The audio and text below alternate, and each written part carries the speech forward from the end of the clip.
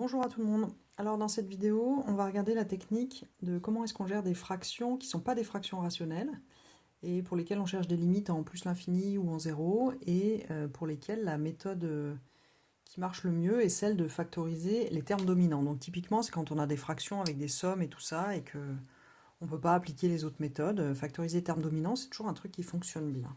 Donc on va voir plusieurs exemples. Je vous propose le premier qui est x3 plus ln de x plus sinus x divisé par 1 plus ln de x plus racine de x. Et je vous propose d'aller regarder ça en plus l'infini. Donc pour ça, on est en plus l'infini. On va commencer par identifier les termes dominants. Donc sinus x, c'est quelque chose qui oscille entre moins 1 et 1. Log x étant vers plus l'infini. Et x3 aussi en étant plus gros que log x. C'est les théorèmes de comparaison qui nous le disent. Donc c'est ça le terme dominant. Et en bas, ici, on sait que les puissances de x sont plus fortes que les logs. Donc c'est ça le terme dominant. Donc je vais mettre en facteur ces deux machins-là. Alors je mets en facteur ça. Donc ça me donne x3 en haut. Donc si je mets en facteur, ça me fait un 1 plus ln de x divisé par x3 plus sinus x divisé par x3.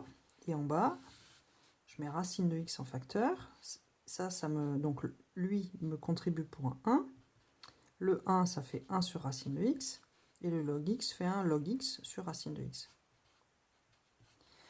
Donc maintenant, il reste juste à vérifier qu'on a bien fait le job de mettre en facteur comme il faut les termes dominants. Parce que si on a mis les termes dominants en facteur, tous les trucs qui restent là doivent tendre vers 0. Donc on vérifie. Log x3 sur x3, c'est un théorème de comparaison qui nous dit que ça tend vers 0. C'est bon, en plus l'infini. Sinus x, c'est un truc borné, divisé par un truc qui tend vers l'infini, ça tend bien vers 0. 1 sur racine de x, ça tend vers 0. Et log x sur racine de x, c'est encore une puissance et un log, donc c'est la puissance qui l'emporte, ça tend vers 0. Donc cette fraction-là, cette partie factorisée, tend bien vers 1 comme prévu. Et donc il va nous rester x3 sur racine de x. Donc x3, ça peut s'écrire x3 quoi. Racine de x, c'est x puissance 1 demi, fois 1 plus quelque chose qui tend vers 0, divisé par 1 plus quelque chose qui tend vers 0. On peut simplifier un poil la fraction ici. Ici, ça fait x puissance 2,5 fois 1 plus blablabla divisé par 1 plus blablabla, où les blablabla tendent vers 0. Et donc tout ça, en plus l'infini, c'est la limite de ça, qui vaut plus l'infini. Ça va pour vous? On passe au deuxième exemple. Alors, j'ai pas de place là. Le deuxième exemple que je vous propose, c'est d'aller regarder une limite en 0 avec une petite racine carrée sympathique. Donc voilà le deuxième exemple. Donc 4x2 plus x3, paf, divisé par 3x moins x2. Et puis on va aller regarder ça en 0+. Alors, on y va. Donc, quel est le terme dominant en 0? Donc on sait qu'en 0, les termes qui dominent sont les puissances qui sont les plus petites. C'est l'inverse de l'infini. Donc ça, c'est le terme dominant. Et ça, c'est le terme dominant. Donc on va mettre en facteur le terme dominant. Donc là, comme on a une racine carrée, on va mettre en facteur d'abord à l'intérieur de la racine avant de le sortir de la racine. On va y aller tranquille, on va faire toutes les étapes. Hein, parce que les sorties de racines complètement intempestives, on en voit pas plein dans les copies et tout le monde ne gère pas ça correctement. Parce qu'il y a des valeurs absolues et tout ça, et des fois ça passe un peu à la trappe. Donc je vais y aller tranquillou. Donc je mets 4x2 en facteur, ça donne 1, plus x3 sur 4x2, ça me fait x divisé par 4. Ok, x divisé par 4 fois ça fait bien x3. Alors ensuite, dans la valeur absolue, c'est 3x que je mets en facteur. Pareil, je reste dans la valeur absolue. Il va me rester un 1 moins x sur 3. Ok, x sur 3 fois 3x, ça fait bien, les 3 s'en vont, ça fait bien moins x2. Alors maintenant que j'ai fait ça, je vais pouvoir extraire ces trucs-là en les sortant proprement. Donc, racine de Toto fois tata, ça fait racine de Toto fois racine de tata.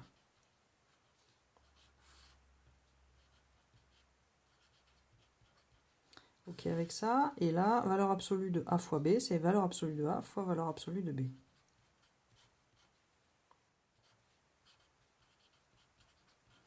Ça roule, donc là, normalement, si on s'est bien débrouillé, la fraction restante, ici, là, est quelque chose qui tend vers 1, puisque tout le reste, tous les trucs là vont tendre vers 0, et c'est bien ça qui s'est passé. Et comme ça tend vers 1, ça veut dire qu'effectivement, on a mis en facteur la bonne chose. Hein. Si ce truc-là ne tend pas vers 1, si ce qui reste après la factorisation ne tend pas vers 1, c'est ce que vous avez mis, ça veut dire que ce que vous avez mis en facteur n'est pas le bon terme dominant. Ok, donc faites toujours cette vérification. La fraction après mise en facteur doit tendre vers 1. Donc là, maintenant, on va bidouiller, simplifier un peu tout ça, là.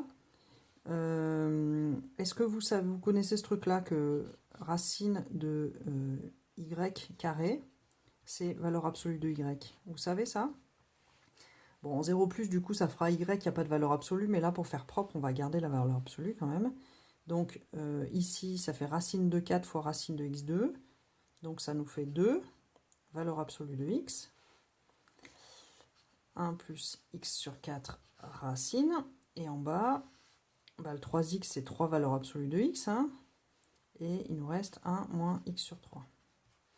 Là, on peut simplifier les valeurs absolues de x. Il nous reste donc 2 tiers fois racine de 1 plus x sur 4, 1 moins x sur 3. Donc, comme on a bien fait le job en 0, ça tend vers 1. Et donc, ça vaut 2 tiers. Et donc, la limite vaut 2 tiers. Ça va? Alors, on continue. On va regarder un autre truc avec des sinus, des logs, des bidules et tout ça. Troisièmement, on va se mettre en plus l'infini.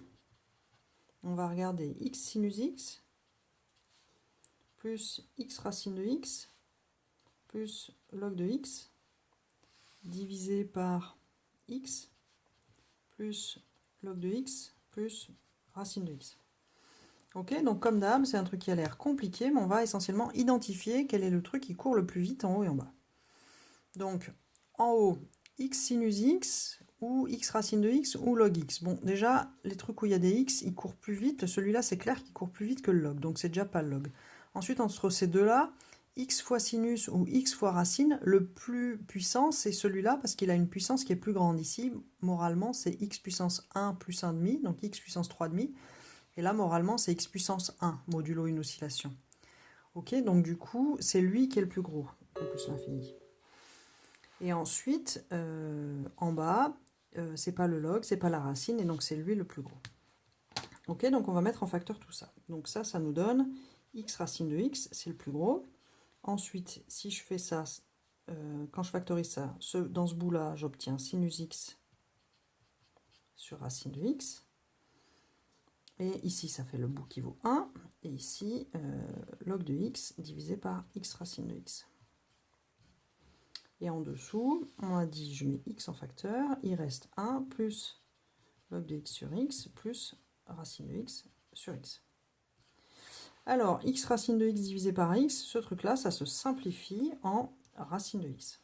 Et ensuite, qu'est-ce qui reste dans la fraction? Donc, on a le 1 plus sinus x sur racine de x plus ln de x sur x racine de x. Et en bas, on a 1 plus log de x sur x plus racine de x sur x. Ce truc-là peut se simplifier. Donc ça, c'est x puissance 1,5, x puissance 1. Donc ça fait 1 sur x puissance 1,5. Autrement dit, 1 sur racine de x. Ok, donc là, si le job est bien fait, cette fraction doit tendre vers 1. Donc, est-ce qu'on peut vérifier ça? Sinus x, c'est un truc borné, divisé par un truc qui tend vers l'infini. Ça tend bien vers 0. Log x versus x puissance 3,5, théorème de comparaison, ça tend bien vers 0, puisque c'est la puissance de x qui l'emporte. Pareil ici, c'est le x qui l'emporte, donc ça tend vers 0. Et pareil ici, c'est un truc connu, ça tend vers 0. Donc au final, effectivement, tout ce morceau-là tend vers 1, et donc c'est la limite de racine de x qui l'emporte, et donc on trouve, en plus l'infini, on trouve plus l'infini. Ça va, ça commence à marcher pour vous? On se fait un petit dernier pour la route? Alors, le petit dernier, qu'est-ce qu'on peut faire? J'en ai même deux petits derniers, tiens, on va les regarder. C'est quel numéro j'en suis? 3, 4, 4. Alors, quatrièmement, je vous propose x plus log de x divisé par 2x plus x2. On va aller regarder ça en 0. Alors, qu'est-ce que ça fait, ça, en 0? Donc, pareil, on met en facteur le truc pardon, on met en facteur le truc qui domine. Donc le truc qui domine, ça tend vers 0, ça tend vers moins l'infini. Donc évidemment, le truc le plus fort à cet endroit-là, c'est le log. Et ici, la puissance qui domine, c'est celle-là, parce que celle-là est négligeable devant celle-là. Donc on va mettre ça en facteur. On va mettre log x en facteur. Donc il va nous rester le 1 par là, plus x divisé par log x. Et en bas, on a 2x, et il va nous rester le 1 plus x divisé par 2. Ok, donc là, qu'est-ce qu'on voit? On a x divisé par log x, on va peut-être le traiter à part. X divisé par log x, donc log, ça tend vers moins l'infini, ça tend vers 0. 0 divisé par un truc de plus en plus grand, tout ça, ça tend bien vers 0. Donc ici, on a 1 sur 2 log x sur x, on vient de voir que... non, c'est l'inverse, ça, pardon, on le verra après. 1 plus x sur log x, 1 plus x sur 2. On va se mettre en 0 plus pour que le log soit défini. Donc ça tend vers 0, ça tend vers 0. Donc tout ça tend bien vers 1 comme prévu. Donc on va regarder log x divisé par x, vers quoi ça tend. Donc log x, ça tend vers moins l'infini. X tend vers 0 plus, donc 1 sur x tend vers plus l'infini. Donc là, on est en train de faire log x multiplié par 1 sur x. Donc on est en train de faire moins l'infini multiplié par plus l'infini. Moralement, donc c'est pas du tout une forme indéterminée. C'est bien moins l'infini qu'on trouve ici. La fraction ne change pas le signe. Donc ce truc-là, pardon, ça tend quand x tend vers 0 plus vers moins l'infini. Ok, on se fait un petit dernier pour la route en plus l'infini, avec une racine encore là, c'est sympa, comme ça on factorise. Alors, le petit dernier, c'est quoi son numéro? Cinquièmement. Cinquièmement, je vous propose 1 plus 2x2 sur 3x moins 1 en plus l'infini. Donc comme d'hab, on regarde quel est le truc le plus fort. Pof, pof. On met tout ça en facteur. 2x2 en facteur, ça nous donne... Lui va donner 1 et lui va contribuer à 1 divisé par 2x2.